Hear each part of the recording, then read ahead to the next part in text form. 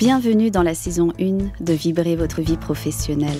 Je suis Sandrine Prozen, fondatrice de Prozen & Co. Et je suis heureuse de vous faire découvrir un podcast qui veut impacter positivement les femmes et les hommes dans leur carrière. Au fil des mois, je vais vous inviter à découvrir des personnalités inspirantes, créatives et qui se distinguent par leur choix de vie professionnelle.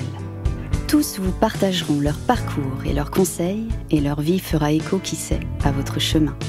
À travers ces discussions, j'espère que vous ressentirez l'énergie que chacun des invités cherche à mettre dans sa vie et ainsi qu'il soit une source d'inspiration pour vous. Je suis convaincue qu'il faut s'inspirer des autres pour mieux avancer.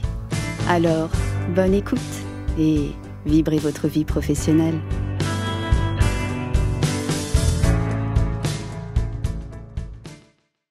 Bonjour Aude. Bonjour Sandrine. Je suis extrêmement ravie de t'avoir aujourd'hui dans ce podcast. Moi aussi, je suis ravie. Merci pour ton invitation. Mais pas de quoi. Tu sais, j'ai toujours un préambule. D'accord. Pour présenter la personne. On s'est rencontrés il y a 2 ans, je crois, un truc comme ça. Oui, oui. Dans le cadre d'un dîner, et après ça a bifurqué dans une collaboration pro, où tu étais sur mon shooting à l'époque, que j'avais organisé avec Cyrus à Tori, on va le mentionner. Et tu as collaboré toute la journée. Ça a été une expérience incroyable pour moi. Là, je suis dans la confidence. Je suis ravie, tant mieux, je suis ravie. Et surtout, en fait, au-delà de ça, j'ai rencontré une femme... pour moi, ça a matché tout de suite. Donc, j'ai rencontré une femme un peu exceptionnelle, tu vois. Ah oui, mais c'est réciproque. Ça ne marche pas que dans un sens. Généralement, ça circule. C'est vrai. Et surtout, j'ai vu une femme flamboyante, avec une force de conviction, avec beaucoup de, comment dirais-je, de passion. En tout cas, c'est ce que j'ai ressenti chez toi. Et le jour du shooting, en fait, j'ai aussi vu une femme hyper pro. T'es arrivée avec ta mallette. Je me suis dit, waouh, tout ça pour ce jour-là, waouh. C'est que du au cas où. C'est que du au cas où. Et ouais, non, en fait, j'ai découvert un peu ton métier et je t'ai découverte en fait en pleine action professionnelle. Et j'ai trouvé ça génial.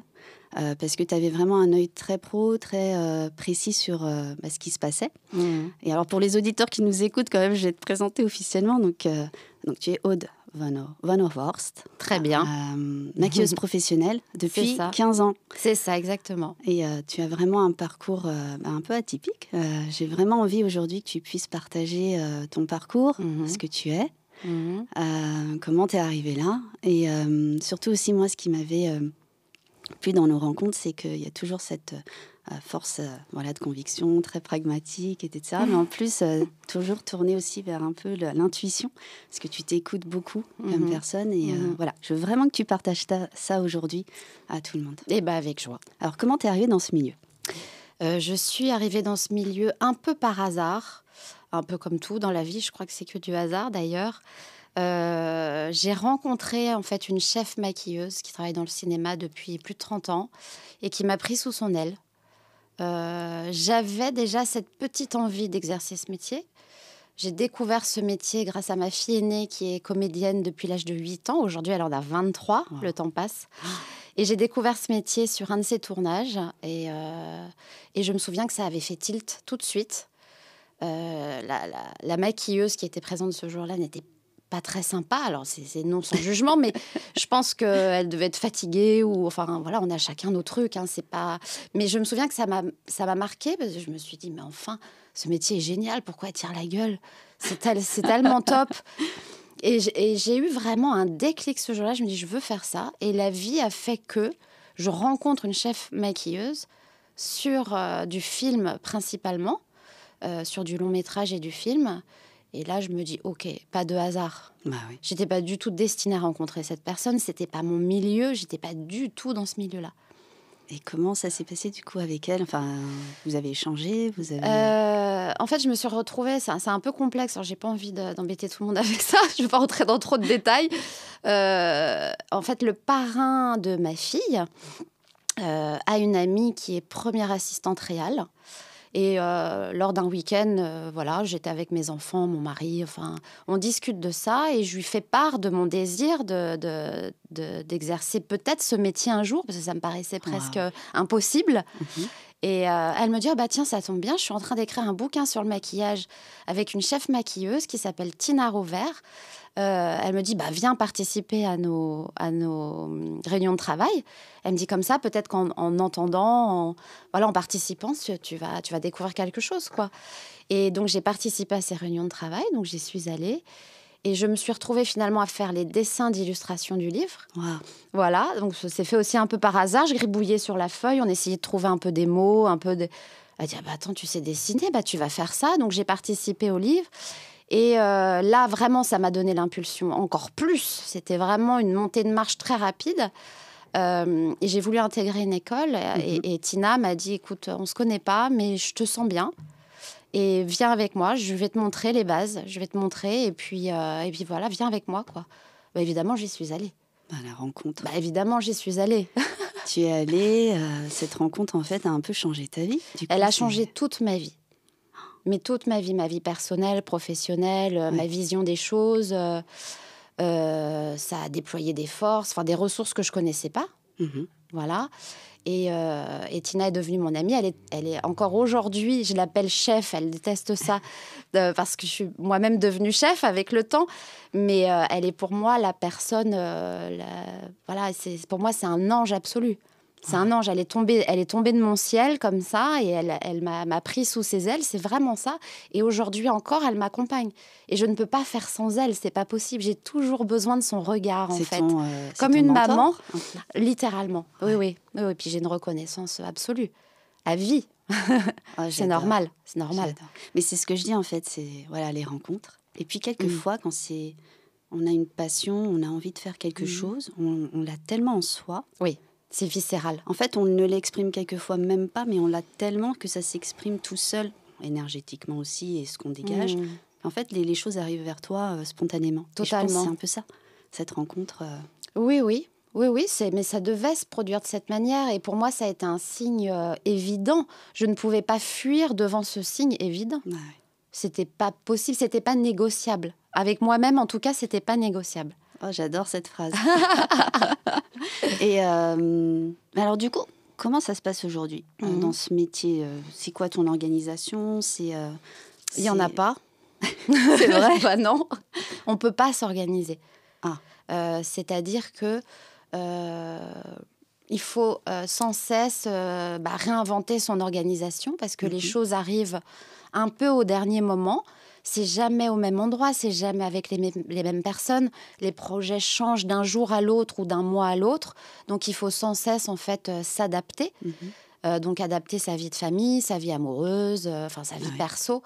Et régulièrement, la vie perso, il faut la mettre de côté. Ah, vraiment? Voilà. Vraiment. Sur des projets de films, notamment, on est sur 1 mois, 2 mois, 3 mois, voire plus, où on est littéralement isolé du monde parce qu'on rentre dans une histoire, dans une organisation où on travaille avec 20, 30, 40, 50 personnes, voire plus. Tout est très chronométré et on est vraiment au service de personnes, au service d'une histoire et toutes ces personnes comptent sur nous et on est obligé de faire abstraction de sa vie privée parce que il faut s'investir à 2000%. On va peut-être préciser d'ailleurs pour les auditeurs qui nous écoutent. Toi, tu interviens vraiment dans le 7e art finalement, cinéma, série télé. Après, j'ai pas trop tout le champ. Je travaille pour des artistes aussi, des chanteurs, acteurs, des humoristes. artistes. Oui. Et donc, je suis tributaire de leurs promos, de leurs besoins. Je dois m'adapter très vite. C'est vrai. Oui. D'ailleurs, tu vois, regarde ce podcast, on l'avait décalé plusieurs fois, c'est vrai. Oui, mais, absolument. Donc, tu t'adaptes, donc il faut être très flexible. Il faut être très flexible, réactif aussi. Et puis, plus le temps passe, au début, on prend un peu tout ce qui vient parce qu'on a besoin de travailler, on a besoin d'apprendre. Et ensuite, avec le temps, on peut choisir aussi ses projets. Et ça devient très agréable. On choisit les gens avec qui on travaille.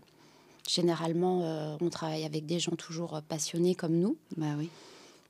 Et très intéressants. Donc, Voilà, il n'y a pas beaucoup de tri à faire quand même. Parce que tu vas attirer aussi des personnes à toi. Hein. Je pense que même si tu choisis, tu as souvent les personnes qui te ressemblent qui, en fait, vont venir vers toi, peut-être. Oui, parce qu'au-delà de la technique, c'est vraiment à chaque fois une rencontre. Mmh. Et c'est une vraie relation. C'est une relation de travail, mais ça va un peu au-delà. C'est-à-dire qu'on rentre dans l'intimité des gens. Et c'est de la confiance. On parle énormément. C'est un échange très particulier. Ouais, je comprends. Surtout sur des tournages où tu vas rester peut-être 3 mois, 4 mois. Bien sûr. Et forcément, tu partages le quotidien de tout le monde. Oh là là, oui. Ah oui, c'est un boulot multiple, le maquillage. Je dirais pas que c'est un boulot de psychologue parce que je me permettrai jamais de dire ça. Je n'ai pas du tout la formation ni les compétences, mais on est très à l'écoute, extrêmement à l'écoute. Et finalement, sur un film, par exemple, on va s'occuper du comédien, de la comédienne, mais on va aussi s'occuper de son personnage. Ah. Donc on s'occupe de 2 personnes finalement. Comment tu fais je ne fais pas, je sais pas. C'est comme ça, c'est inné. Oui, déjà le personnage, on le prépare. On le prépare, c'est-à-dire que on va, entre guillemets, avec le maquillage et la coiffure, je parle aussi pour mes amis coiffeurs, on va préparer un personnage et l'évolution du personnage en fonction de l'histoire. Donc ça, c'est déjà préparé en amont. Et ensuite, la relation avec le comédien, elle se crée au fur et à mesure. Waouh. Mais tu vois, on n'en a pas forcément conscience, ça. On se dit, bon, la personne, ok, elle a été maquillée pour son personnage, ok, mais on n'a pas forcément la conscience qu'il y a 2, finalement, personnalités. C'est moi qui le ressens comme ça. Ah. Peut-être que tout le monde ne le ressent pas de cette manière, mais moi, je le ressens comme ça. C'est intéressant. Oui, c'est très intéressant. Donc, tu t'absorbes vraiment du personnage, plus de la personne qui va de l'acteur, finalement. Oui, c'est ça. Et puis, dans la communication, il faut être présent en étant transparent. Il faut être là, mais il ne faut pas nous voir. Donc, il y a un truc comme ça où il faut faire attention à la personne qui rentre dans son personnage. On peut parler de choses perso le matin, etc. Mais il faut instinctivement connaître le moment où la personne va avoir besoin de sa concentration, de se mettre dans le travail, voilà. On peut pas, on peut pas dire ce qu'on veut, faire ce qu'on veut. J'ai une relation, moi, personnellement, très naturelle et très spontanée parce que c'est ma personnalité. Mais instinctivement, je dois anticiper les moments où la personne a besoin de se replier et de se concentrer. Ouais. Voilà. Donc, tu es hyper flexible. Tu t'adaptes. Tu gères finalement le tournage en étant complètement immergé, en immersion totale. Oui. Voilà. Et en plus, tu es extrêmement à l'écoute. Mais moi, c'est ce que j'avais vu aussi quand tu étais avec moi. Bon, après, moi, voilà, à mon humble niveau. Comment... Alors, du coup, tu m'as dit hyper flexible, tu t'adaptes. Mais du coup, sur une journée de tournage, tu es quand même organisée. Je pense que ça doit démarrer à une certaine heure. C'est très chronométré. Ah. C'est-à-dire que comme on travaille avec énormément de personnes, chacun a son poste. Et on ne peut pas se permettre de dépasser. Ah oui. Parce que sinon, on met en retard tout le monde, tout simplement. Et ça, c'est pas possible. Je crois que ça ne m'est quasiment jamais arrivé, à moins d'un événement précis où tout est absolument chronométré. Ah. Voilà. Wow. C'est une petite armée très joyeuse qui travaille ensemble. Et il est très important de respecter le poste de chacun, quel que soit le niveau, d'ailleurs, parce qu'on est tous au même niveau. Que ce soit du réalisateur jusqu'au machinot, enfin la prod, on est tous au même niveau, on se tutoie tous, on est tous au même niveau, on travaille ensemble, vraiment. Ah, une vraie équipe. Oui. C'est génial. On a besoin les uns des autres. Ah, de toute façon, c'est une chaîne. Réaliser quelque chose, il faut être en harmonie, en osmose, si je puis dire. Être vraiment à l'écoute des uns des autres, le même niveau, comme tu dis. Bon, ça, je m'en rendais pas compte. C'est intéressant. Et du coup, toi, comment tu te préserves un peu là-dedans? Parce que c'est aussi toi, la personne qui intervient dans ton métier, qui est là pour sublimer, rendre magnifique les personnes et aussi l'environnement. Comment tu te préserves un peu? Parce que c'est important aussi. C'est une excellente question parce que justement, je suis à un tournant de ma vie où je me rends compte que je ne me suis pas suffisamment préservée. Ah. J'ai eu une telle envie de faire ce métier et de réussir au départ à en vivre, puis à grandir dans ce métier, acquérir des compétences. On en apprend tous les jours, hein. Même au bout de 15 ans, même au bout de 30 ans, ça ne s'arrête jamais. C'est ce qui est intéressant d'ailleurs dans ce travail aussi. Mais j'ai mis tellement de ferveur à réussir et puis aussi à montrer à mon entourage que, regarde, j'avais raison. Ce besoin de prouver aussi qu'on est... De réussir. Ben oui. Puis j'ai eu le syndrome de l'imposteur pendant très longtemps. Ouf, oui. Parce que j'ai pas fait d'école. Et moi, dans mon éducation, on fait une école, on a des diplômes, c'est comme ça. Et là, je me suis dit, mais pour qui je me prends, moi ? À vouloir, à maquiller des gens. Je suis qui ? Je ne suis pas allée à l'école, je n'ai rien appris, en tout cas d'une manière scolaire et carrée, comme ça. Oui, mais pourtant... Mais j'ai appris tout de même. Voilà. Ce syndrome, aujourd'hui, il est très loin derrière moi. Mais mine de rien, ce syndrome de l'imposteur, comme ça, il nous fait ralentir. On ralentit. Parce que forcément, l'image qu'on a de soi et l'énergie qu'on dégage, elle n'est pas la meilleure pour avancer. Hein, donc on rame un petit peu comme ça au début. Et c'est toutes les idées, les pensées un peu, je dirais, négatives, ou en tout cas les pensées qui ne vont pas nous mettre en action positivement. Et du coup, ça nous freine. Ça freine et le syndrome complètement. de l'imposteur, c'est ça. Je ne suis pas à la hauteur, je ne vais pas y arriver, je n'ai pas les diplômes. Comme mais tu pas dis. du tout. La première fois que je suis allée maquiller quelqu'un, je me suis dit, mais qu'est-ce que tu fais ? C'est vrai que j'avais mon cerveau qui me disait, vrai. mais oui, il me dit, mais enfin, Aude, mais ça va pas. Oh là là. Tu travailles dans la banque, tu fais quoi avec tes pinceaux et tes trucs mais au fond de moi, j'avais mon cerveau et j'avais mon instinct qui me disait, mais vas-y, c'est fait pour toi, vas-y. C'est bizarre, hein ? C'est comme le Jimmy Cricket de Pinocchio. Oui, c'est pareil. Ouais, vas-y. Exactement. Génial. Mais c'est ça, voilà. En fait, c'est ce que moi j'ai ressenti chez toi, en fait. Tu allais à fond. Et en fait, c'est ce qui revient souvent dans les podcasts des personnes que j'ai interviewées aussi. En fait, elles vont à fond. Elles ne se mettent pas de limites. Et même si elles ont peur ou qu'elles se mettent quelques freins en se disant « je ne vais pas être à la hauteur », elles y vont quand même. Oui.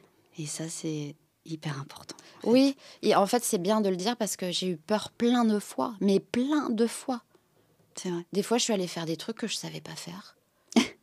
Voilà. Et t'as fait t'as géré comment ? Eh ben, je l'ai fait. Ok. Et le résultat était bon ? Voilà. Il était satisfaisant. Il était satisfaisant. Et puis, j'ai appris step by step. Régulièrement, j'appelais mon amie Tina en lui disant, voilà, je dois faire ça, j'ai des bleus à faire. Elle me fait, hop, allez, viens, on s'entraîne, je te montre. Et puis, jour après jour, comme ça, j'apprenais des petites choses. Et tu sais pas faire, t'apprends, c'est pas grave. C'est pas grave. Et puis, t'essayes. Et puis, si ça marche pas, pardon de le dire, mais... c'est pas grave. C'est pas grave. Ouais. Mais souvent, on s'en fait une montagne, en fait. Bien sûr, on se met une grosse pression. Ouais, la pression. Alors, du coup, aujourd'hui, comment tu gères la pression, toi ? Du coup, bon, c'est sûr. J'en ai plus. T'en as plus ? Non. C'est vrai ?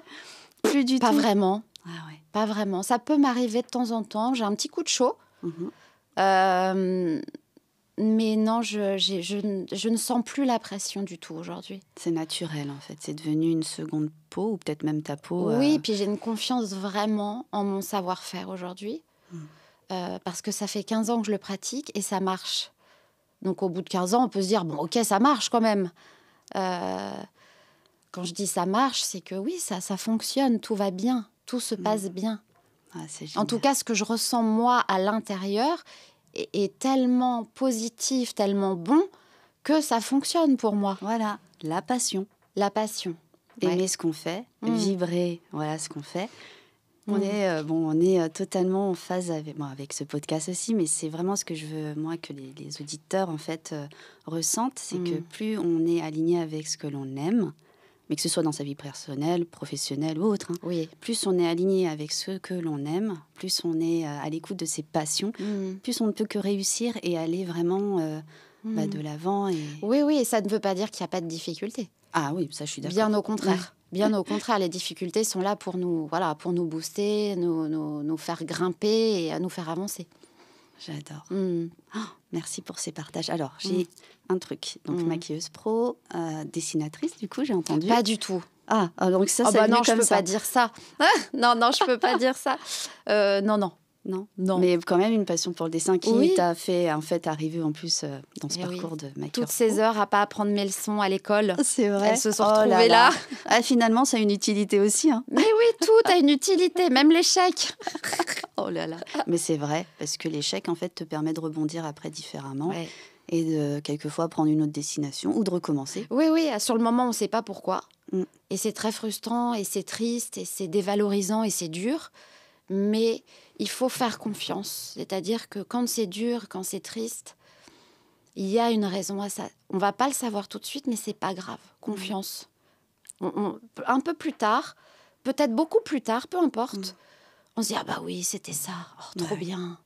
Ça vaut pas le coup de s'inquiéter sur le moment. C'est OK. » C'est la montagne qu'on va se faire de l'événement qui arrive, en fait. Et on se dit, on ne va pas être capable peut-être de surmonter l'événement, quel qu'il soit. Hein. Oui. Mais tu as raison, en fait, confiance, s'écouter, aller quand même de l'avant. Si on a peur, on y va quand même, on fonce. Bah, si on sent que c'est ça, il faut y aller. Ouais. Parce que la peur, c'est un indicateur pour nous protéger. C'est ce que, en tout cas, j'en ai appris. Et c'est bien. On est content d'avoir cet indicateur-là. On peut le remercier, en tout cas. Mais si on sent vraiment, au fond de nous, que ça ne peut pas être autre chose que ça, faut y aller. Parce que sinon... Et comme dirait ma mère, la peur n'évite pas le danger. Oh là là, elle a bien raison. Elle en sait quelque chose aussi. Elle a bien raison.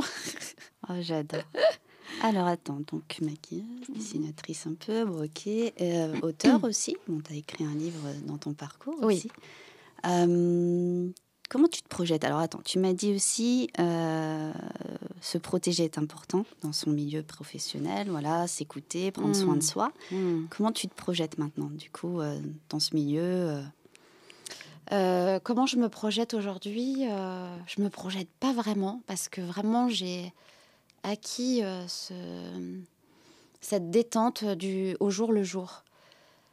Parce que comme je travaille dans un milieu qui n'est pas sûr, entre guillemets, c'est-à-dire que tu ne sais pas combien tu vas gagner dans le mois, tu ne sais pas si tu vas avoir du travail, tu ne sais rien. Un peu comme dans la vraie vie, tu ne sais rien. Du coup, je ne peux pas dire que je me projette vraiment. Par contre, je suis à l'écoute et je suis en éveil sur ce qui se passe, sur ce qu'on me propose. J'arrive quand même à un petit tournant où j'ai envie d'utiliser mon métier d'une manière un peu différente. D'être peut-être un peu plus dans la transmission, comme Tina l'a fait avec moi. Voilà, je suis en réflexion là-dessus. Mais ça va venir. Pas d'urgence. Ah, j'adore. Ça va venir. Tu t'écoutes énormément, Aude. C'est vraiment... C'est de la survie, ça. Je suis obligée de faire ça. Ouais. Parce que ce milieu, finalement, aussi, t'oblige quelque part. Oui, il n'est pas sécurisant. Ouais, il n'est pas sécurisant. Donc, il faut trouver vraiment une fenêtre pour soi, pour se sécuriser. Et la seule chose vraiment que j'ai trouvée, c'est ça. C'est au jour le jour. Et alors, du coup, quelqu'un qui voudrait se lancer dans ce métier, tu lui dirais quoi? Tu lui dirais... je lui dirais que s'il a envie de se lever le matin aux aurores et qu'il se lève avec le sourire et que c'est que ça doit être ça. C'est que ça doit être ça. Et que les moments où on a envie d'arrêter pour d'autres raisons que la passion, le manque financier par exemple, la peur du lendemain, etc., j'ai envie de dire qu'à ce moment-là, c'est pile le moment où il ne faut pas lâcher. Parce que ce ne sont pas les meilleures raisons. On a trop avancé pour reculer. Donc, il faut continuer, même si ça avance lentement, parce que c'est lent. C'est une vérité, c'est lent. Et quand on a compris ça, il ne faut pas lâcher. Tu sais que ça fait écho pour beaucoup de personnes, hein, pas que dans le milieu, oui, certainement. dans le milieu artistique, si je puis dire. Parce que quand tu es entrepreneur, forcément, il y a des moments où c'est un peu plus complexe, dans le sens où on va peut-être pas générer du chiffre d'affaires tout de suite, ou pouvoir se rémunérer tout de suite, etc. Et souvent, on peut se dire, mince, c'est peut-être qu'il faut que j'arrête, peut-être que je m'y prends pas de la bonne façon. Et donc, on peut avoir des freins et se dire, je vais revenir salarié, par exemple, parce qu'il y a plus de confort. Et ça fait vraiment écho ce que tu dis, donc le fait de ne pas s'arrêter, de continuer. Oui, bien sûr. Après, quand ça ne fonctionne pas ou que ça n'avance plus, c'est certainement que la manière de faire n'est pas la bonne aussi. Donc il faut sans cesse se remettre en question Et revenir à être salarié, par exemple, c'est OK aussi, en fait. Tout est OK. Bah oui, c'est ce que je dis. Hein. Ouais. C'est vraiment être aligné, vraiment avec ce que l'on a envie de faire. Salarié, pas salarié, entrepreneur, voilà. Et vraiment s'écouter, en fait. Aller vers ce que l'on aime et ses passions. Donc toi, tes projets, donc c'est dans la transmission demain. La transmission, c'est important. Peut-être la transmission. En fait, oui, c'est ça. J'ai envie de partager tout ce que j'ai appris en 15 ans, ce qui n'est pas une carrière énorme, hein, puisque j'ai commencé un peu tard. J'ai commencé après avoir eu mes enfants. Mais je crois que j'ai envie de ça. Wow. Ouais. Tu vas monter une école. Non, je pense pas une école. Pas nécessairement une école, peut-être d'une manière différente. Je sais pas exactement encore. Peut-être des groupes, des ateliers, oui, genre de choses. Mais ça va se dessiner. Je sais que ça va se dessiner. Il y a des choses qui vont se produire et parce que tout bouge, il se passe tellement de choses en 2 minutes dans le monde. C'est vrai. Tellement de choses que je fais confiance à ça, à ce qui bouge. Voilà, et je vais savoir. Et une question qui me vient là, donc c'est vraiment le cinéma, tout ce qui est séries télé où tu interviens. Tu interviens aussi dans les pubs, tout ce qui est pour les sociétés qui ont envie de faire des publicités, tu vois, Bien des sûr. mannequins, etc. Oui. Et là, ça se passe pareil en fait, ou c'est même mécanique? C'est différent parce que suivant le projet, c'est plus ou moins cool. Il y a une personne ou deux à maquiller, donc je vais prendre un temps peut-être différent. En fait, c'est tellement différent à chaque fois. Je travaille pas avec les mêmes personnes. Donc, souvent, je rencontre des nouvelles personnes le jour où je travaille. Et donc, il faut se réadapter. Génial. Ah, c'est génial, mais j'adore ça. Les rencontres. J'adore ça. Le réseau. En fait, ça te crée aussi ton Bien réseau sûr. derrière. On te recommande, on Oui, parle bien de sûr. toi. Après, ça met la pression, attention. Parce que quand on rencontre une nouvelle personne et qu'on a besoin de se créer du réseau tout le temps, il faut assurer à 2000% tout de suite. Il n'y a pas de seconde chance, il n'y a pas de place à l'erreur. Ouais, et en fait, c'est ce qui est ressorti avec toi. Tu es extrêmement professionnelle dans ce métier. Oui. En tout cas, c'est ce que je vois. Sinon, je impliqué. tiens pas. Sinon, je tiens pas. Personne ne tient. Si on n'est pas professionnel, on ne tient pas. C'est impossible. C'est génial. Et alors, tu vois, par exemple, dans le cinéma, le 7e art, donc là, tu prends le personnage et la personne. Mais alors, du coup, la personne que tu as en pub, par exemple, tu dois la maquiller pour une pub, comment ça se passe? C'est pas 2 personnes, c'est... Là, c'est différent. C'est une autre relation. Ça dépend des affinités.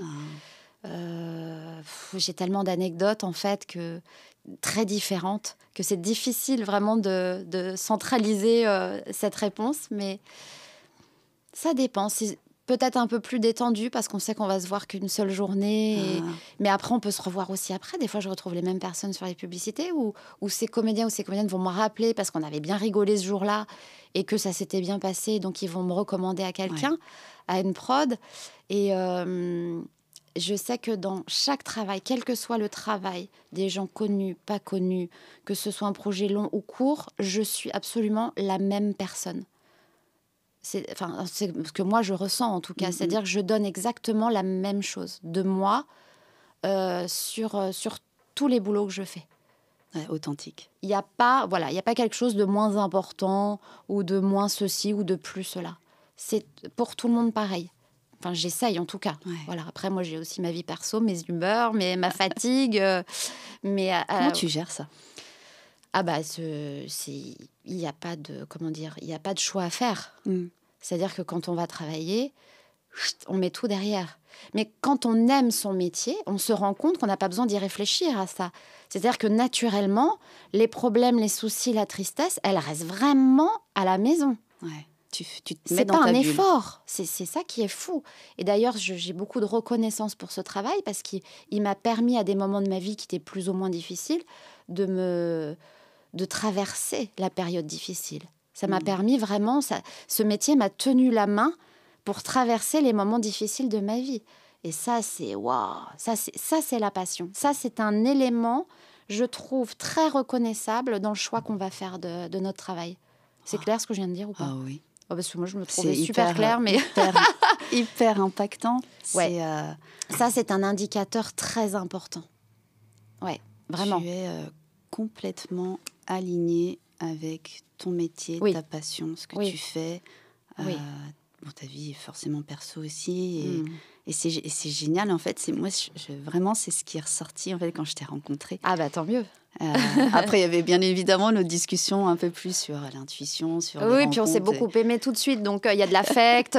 Oui, évidemment. Bah, ça joue beaucoup. Oui, il y a de l'affect dans ce travail. Ah, aussi, ouais. Ah non, mais moi, je ne peux pas faire autrement. Et tu mets du sentiment, en fait. Ah oui, j'y mets beaucoup d'amour. Et oui, il faut.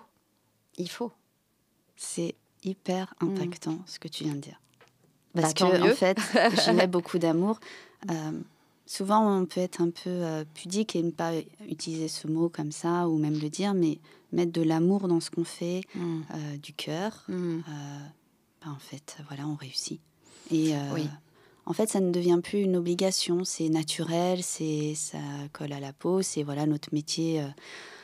Quelquefois, c'est plus complexe d'avoir un métier passion, mais déjà, y mettre du cœur, de l'amour, tout de suite, tout va mieux. On est sur un chemin qui est léger, qui, voilà, comme tu dis, peut nous accompagner en plus dans les moments difficiles. Ah ouais, c'est dingue. Ça, c'est fou. Ça, c'est vraiment un indicateur énorme. Énorme. Et puis, je reçois beaucoup d'amour aussi dans ce métier. Attention, je ne fais pas que donner. Ça circule, tout ça, quand même. Ça circule. Il se passe des choses dingues. Donner, recevoir. Ah ouais, vraiment.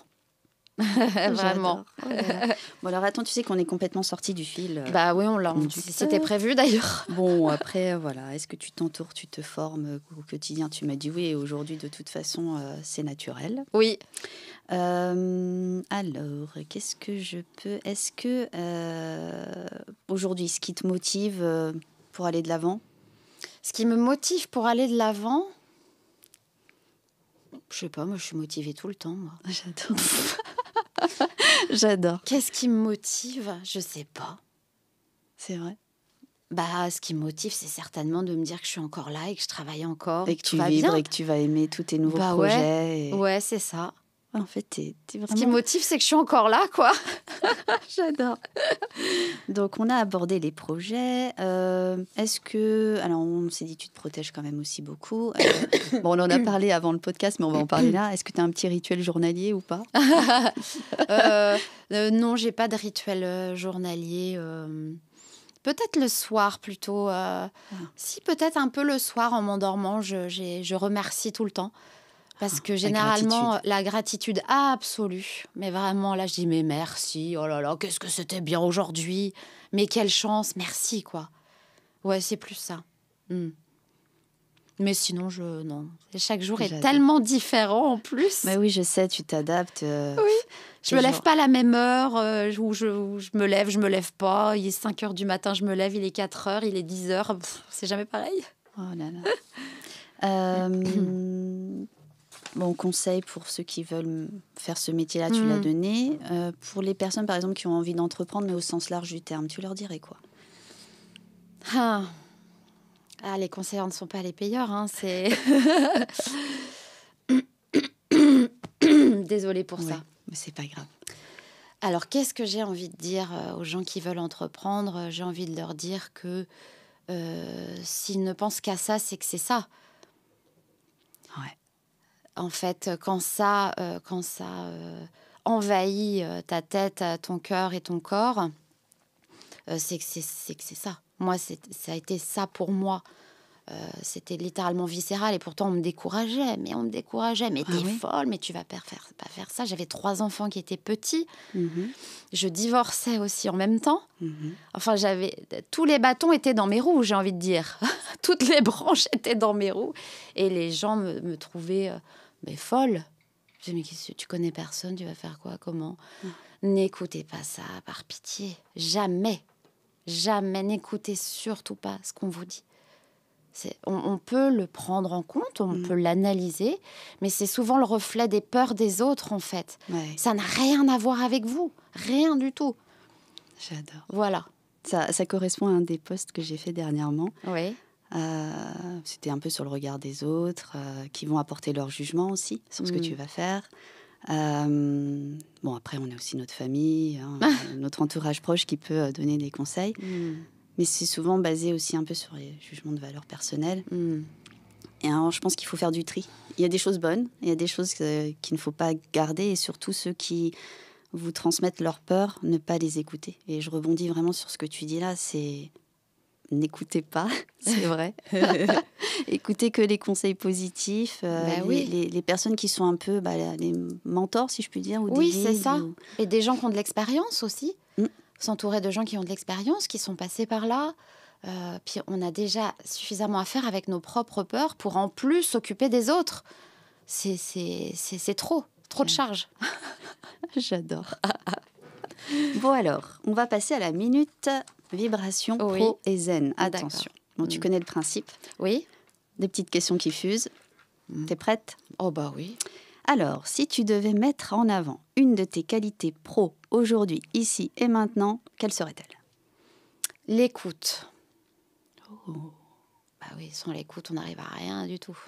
L'écoute, oui, vraiment. J'adore. Si tu devais mettre en avant ton côté zen ou un rituel zen en un mot, que dirais-tu? Café obligatoire le matin. D'accord. Sinon, je suis pas zen.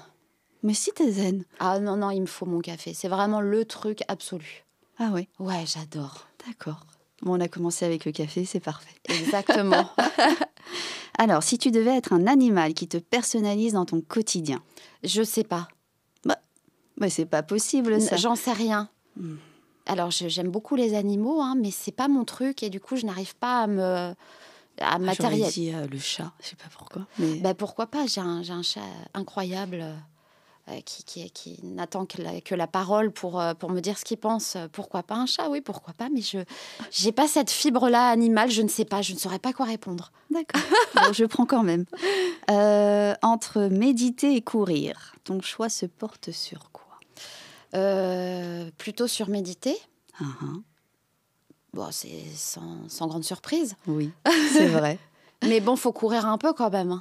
Dans ton organisation, en plus, tous les jours, où on te demande de venir à un tournage à 5h du matin. Oui, et c'est puis ça. Après, mais courir sans méditer, des fois, on ne court pas où il faut. Donc...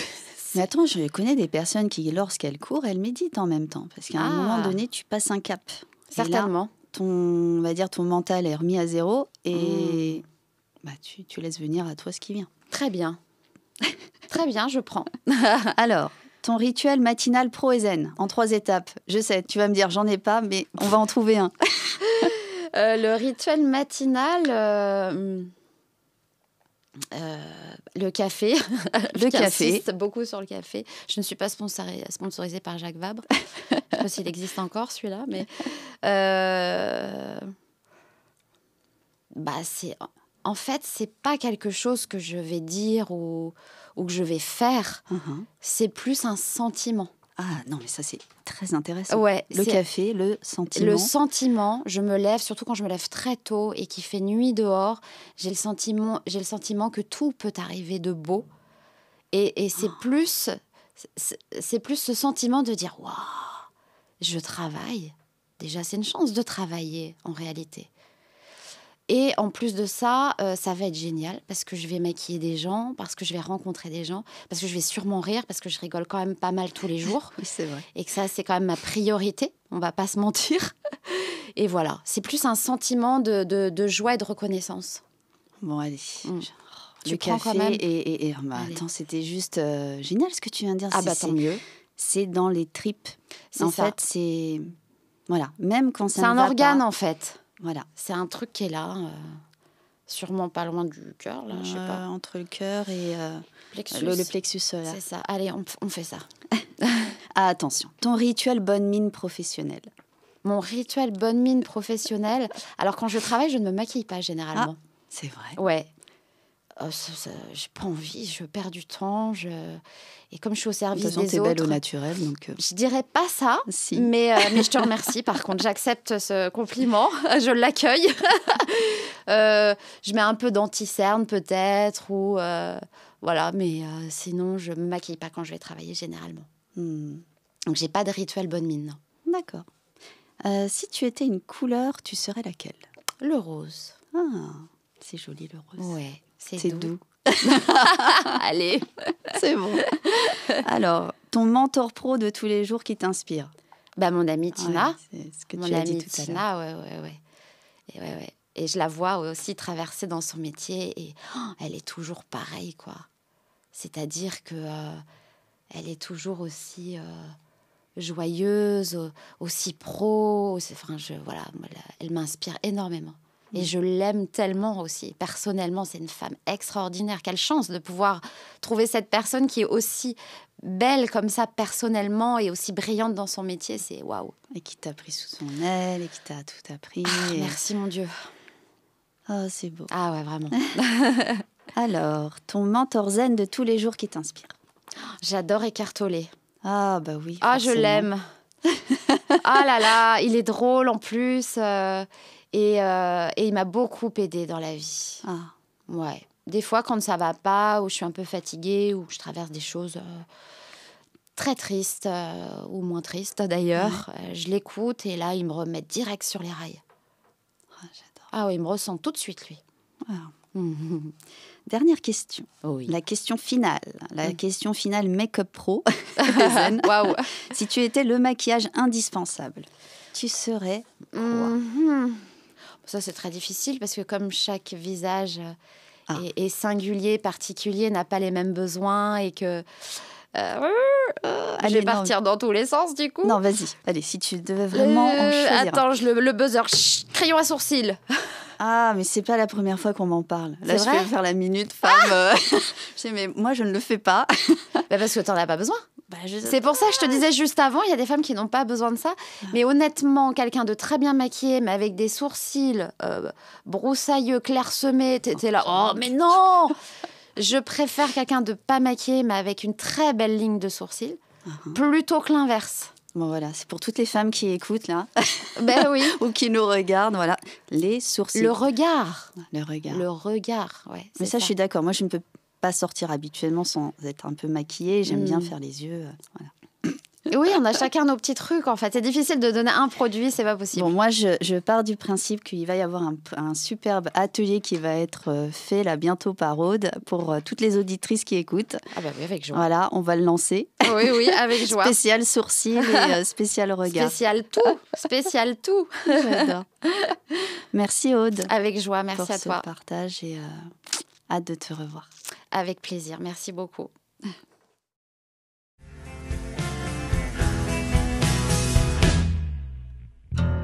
Un grand merci pour votre attention et j'espère que cet épisode vous a inspiré. Pour en savoir plus sur mes accompagnements, rendez-vous sur mon site internet frozenenco.com et contactez-moi sur mes réseaux. À bientôt.